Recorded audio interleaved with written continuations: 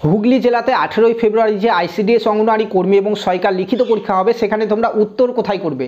কারণ তোমাদেরকে কোনো ওএমআর শিট দেওয়া হচ্ছে না, যেখানে গোল গোল করতে হতো আমাদের পরীক্ষাতে, সেরকম কোনো ওএমআর শিট কিন্তু তোমাদেরকে দেওয়া হবে না।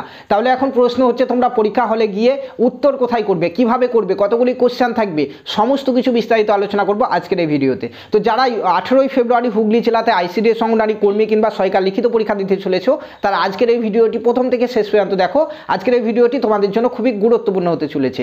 তার আগে বন্ধুরা, ভিডিওটি শুরু করার আগে যারা চ্যানেলে প্রথমবার এসেছো, চ্যানেলটিকে সাবস্ক্রাইব করে পাশে থাকা বেল আইকনটি প্রেস করে নাও। কারণ পশ্চিমবঙ্গে আইসিডিএস অঙ্গনওয়াড়ি কর্মী এবং সহায়িকার নিয়োগ সম্পর্কিত, পরীক্ষা সম্পর্কিত যে কোনো আপডেট তোমরা সবার আগে আমাদের এই চ্যানেল থেকেই পেতে থাকবে। তো চলো বন্ধুরা, ভিডিওটি শুরু করি। তো যেমনটা তোমাদেরকে বললাম যে তোমাদেরকে অন্যান্য আইসিডিএস পরীক্ষাতে যেমন ওএমআর শিট দেওয়া হয়, সেরকম ওএমআর শিট কিন্তু তোমাদেরকে দেওয়া হবে না।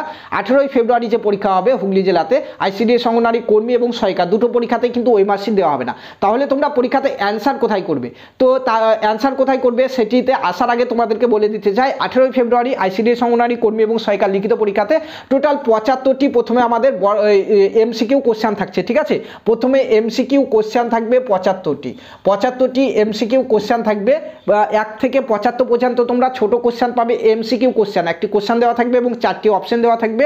কোনটি সঠিক অ্যান্সার সেটি তোমাদেরকে করে আসতে হবে। কোথায় করবে সেটি তোমাদেরকে বলছি। 75টি কোশ্চেন করে নেওয়ার পরে লাস্টে তোমরা আরও একটি কোশ্চেন পাবে, যেটি হচ্ছে বাংলা ভাষায় রচনা লিখতে হবে, যেখানে একটি কোশ্চেন থাকবে 15 নম্বরের। ঠিক আছে, এই 15 নম্বর এবং 75 নম্বর, টোটাল 90 নম্বরের পরীক্ষা তোমাদেরকে দিতে হচ্ছে। ঠিক আছে, রচনা কোথায় লিখবে সেটি জানাবো। তার আগে তোমরা শুনে নাও যে 75টি যে এমসিকিউ কোশ্চেন রয়েছে, এই এমসিকিউ কোশ্চেনটি তোমাদেরকে কোথায় করতে হবে। তো তোমাদেরকে যে প্রশ্নপত্র দেওয়া হবে, সেই প্রশ্নপত্রটাই তোমাদেরকে উত্তর করতে হবে। ঠিক আছে, এমসিকিউ কোশ্চেনের যে ওএমআর শিট, সেই ওএমআর শিট তোমাদেরকে দেওয়া হবে না, অর্থাৎ গোল গোল তোমাদেরকে করতে হচ্ছে না।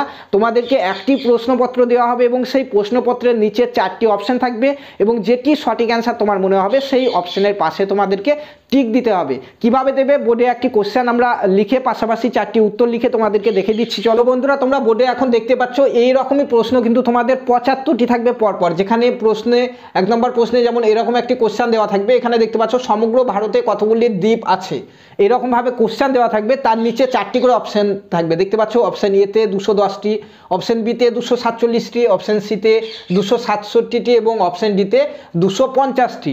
এরকম 4টি অপশন দেওয়া থাকবে। তার পাশে একটি করে বক্স থাকবে, দেখতে পাচ্ছ। অপশন এর পাশে একটি বক্স, বির পাশে একটি বক্স, সির পাশে একটি বক্স, ডির পাশে একটি বক্স। প্রশ্নপত্রেই কিন্তু এরকম দেওয়া থাকবে এবং তোমাদেরকে এখানে টিক চিহ্ন করতে হবে। কোনো রকম মানে করতে হবে না, গোল করতে হবে না, শুধু টিক দিতে হবে। যদি তোমার মনে হয় অপশন এ সঠিক অ্যান্সার, এই বক্সে তোমাদেরকে এইভাবে টিক দিতে হবে। যদি মনে হয় অপশন বি সঠিক অ্যান্সার, এখানে যে বক্স আছে সেখানে টিক দিতে হবে।